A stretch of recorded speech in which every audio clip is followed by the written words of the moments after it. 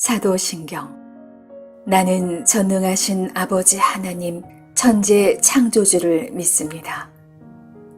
나는 그의 유일하신 아들 우리 주 예수 그리스도를 믿습니다.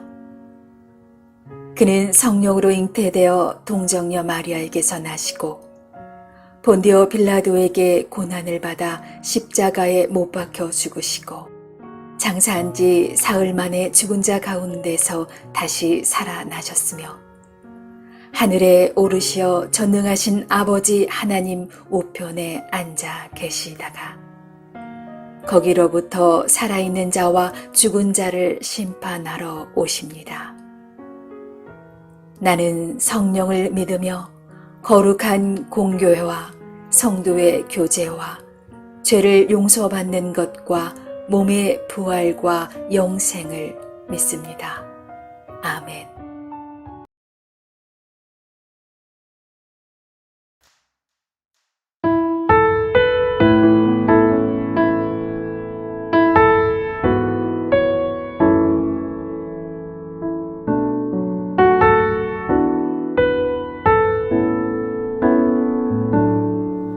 우리에겐 소원이 하나 있네. 주님 다시 오실 그날까지 우리 가슴에 새긴 주의 십자가 사랑 나의 교회를 사랑케 하네. 주의 교회를 향한 우리 마음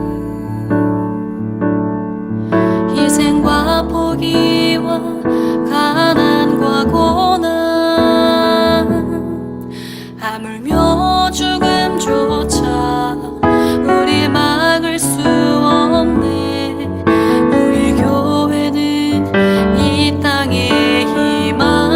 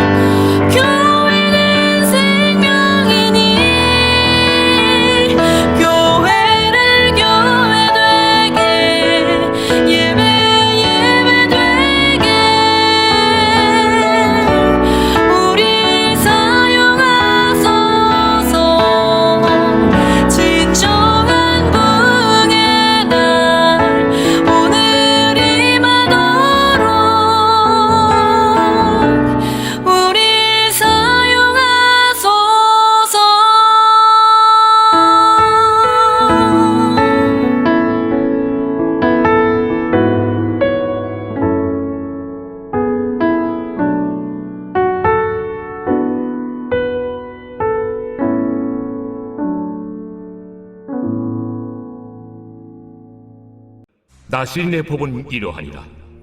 자기의 몸을 구별한 날이 차면 그 사람을 회막문으로 데리고 갈 것이요 그는 여호와께 헌물을 드리되 번제물로 1년 된 흠없는 순양 한 마리와 속죄 제물로 1년 된 흠없는 어린 암양 한 마리와 화목제물로 흠없는 순양 한 마리와 무교병 한 광주리와 고운 가루에 기름 섞은 과자들과 기름 바른 무교전병들과 그 소제물과 전제물을 드릴 것이요 제사장은 그것들을 여호와 앞에 가져다가 속죄제와 번제를 드리고 화목제물로 순양의 무교병 한 광주리를 아울러 여호와께 드리고 그 소제와 전제를 드릴 것이요 자기의 몸을 구별한 나시린은 회막문에서 자기의 머리털을 밀고 그것을 화목제물 밑에 있는 불에 둘지며 자기의 몸을 구별한 나실인이 그의 머리털을 민 후에 제사장이 삶은 순양의 어깨와 광주리 가운데 무교병 하나와 무교전병 하나를 취하여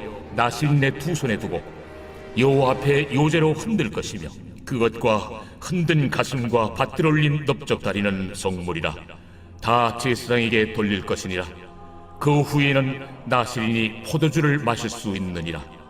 이는 곧 서운한 나실인이 자기의 몸을 구별한 일로 말미암아 여호와께 헌물을 드림과 행할 법이며 이에도 힘이 미치는 대로 하려니와 그가 서운한 대로 자기의 몸을 구별하는 법을 따라 할 것이니라. 여호와께서 모세에게 말씀하여 이르시되 아론과 그의 아들들에게 말하여 이르기를 너희는 이스라엘 자손을 위하여 이렇게 축복하여 이르되 여호와는 내게 복을 주시고 너를 지키시기를 원하며 여호와는 그의 얼굴을 내게 비추사 은혜 베푸시기를 원하며 여호와는 그 얼굴을 내게로 향하여 뜨사 평강 주시기를 원하노라 할지니라 하라. 그들은 이같이 내 이름으로 이스라엘 자손에게 축복할지니 내가 그들에게 복을 주리라.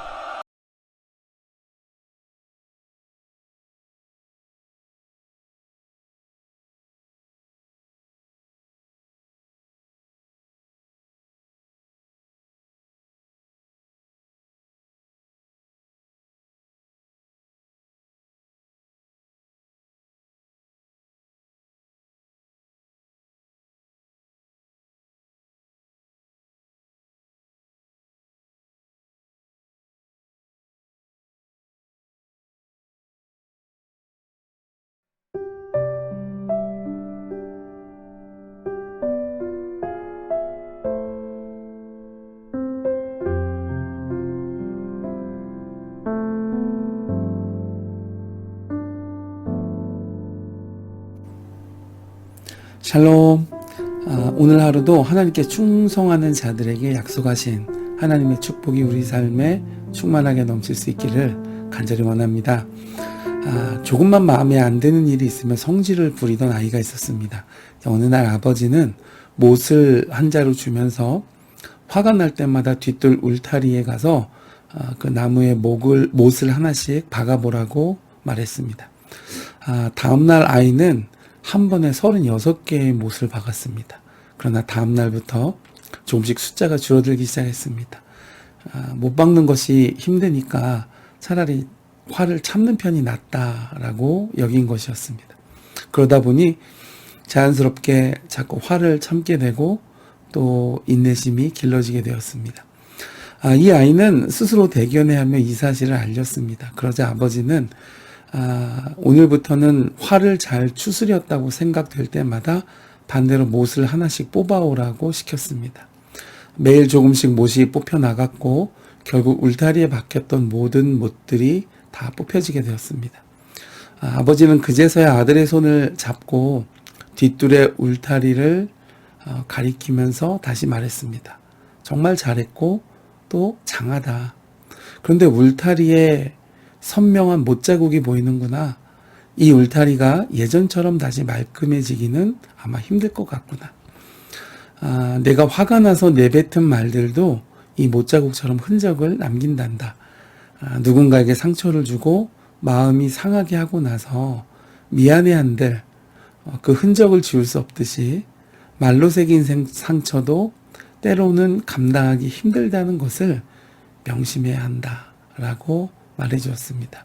그 아이는 고개를 숙이고 자신을 돌아보게 되었습니다. 여러분, 우리의 일생이 화를 내고 또 상처를 주는 삶이 되어서는 안 될 것입니다. 가족이나 주위 사람들에게 여러분은 무엇을 주시나요? 격려와 웃음을 제대로 주셨습니까? 혹시 받으려고만 하지는 않으셨나요? 어려운 사람을 도와주고 구제하는 것은 너무도 아름다운 일입니다. 특별히 다른 사람을 축복하는 것은 더 아름답습니다. 사랑하는 만큼 축복하게 되고 또 사랑이 없으면 사실은 축복도 할 수 없는 것이죠. 하나님께서는 제사장인 아론과 그 아들들에게 오늘 말씀의 백성들을 위해 축도를 하도록 축복을 빌어주도록 명령하셨습니다. 이 축복은 오늘날 우리에게는 영원한 대제사장이신 예수님을 통해 임하는 축복들입니다. 오늘 말씀에 약속하시는 하나님의 축복이 이 말씀을 듣고 청종하는 모든 분들과 또 함께하는 모든 분들에게 임하실 수 있기를 주님의 이름으로 축복해 드립니다. 오늘 말씀에 하나님께서는 그분의 일꾼들에게 또 나시인으로서 자신을 구별하고 하나님의 사역을 받드는 백성들에게 축복하시고 있습니다. 첫째는 보호의 복을 주십니다. 하나님께서 지켜주시는 축복을 말하는데 24절을 보면 여호와는 내게 복을 주시고 그 복은 너를 지키시기를 원하며 그랬습니다.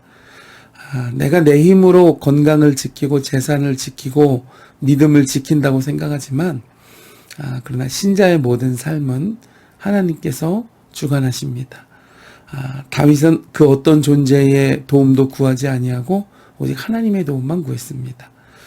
시편 17편 8절을 보면 나를 눈동자같이 지키시고 주의 날개그늘 아래 감추사 악인들과 원수들에게서 벗어나게 하소서라고 그가 처한 상황에서 오직 하나님만 의지하며 호소했습니다. 결국 하나님은 그의 평생에 함께 하셨고 이후의 모든 왕들의 본보기로 그를 세우셨습니다. 그러므로 여러분 우리 삶에 하나님이 지켜주시는 이 보호해 주시는 복을 날마다 체험하고 또 감사할 수 있기를 주님의 이름으로 축복해 드립니다. 두 번째는 은혜의 복입니다. 25절을 보면 여호와는 그의 얼굴을 내게 비추사 은혜 베푸시기를 원한다 그랬습니다. 여러분 진정한 축복은 하나님의 은혜를 깨닫고 살아가는 삶일 것입니다. 다윗은 시편 27편 13절에서 내가 산자들의 땅에서 여호와의 선하심을 보게 될 줄 확실히 믿었도다 그랬습니다. 이 말은 도저히 살아있을 수 없는 위험한 처지에서 아직도 살아있는 것이 하나님의 은혜요. 하나님은 자신에게 은혜 베푸실 것을 그가 믿었다라는 말입니다. 즉 은혜 아니면 살아갈 수가 없다라는 고백이 아닐 수 없는 것이죠. 은혜는 믿음을 가진 신자가 살아갈 수 있도록 하는 지속적인 영향력과 같습니다. 여러분 성도가 가장 피폐할 때가 언제일까요? 하나님의 은혜의 공급이 중단되면 그 영혼과 심령은 불안하고 안정감이 없고 날이 갈수록 곤고해집니다.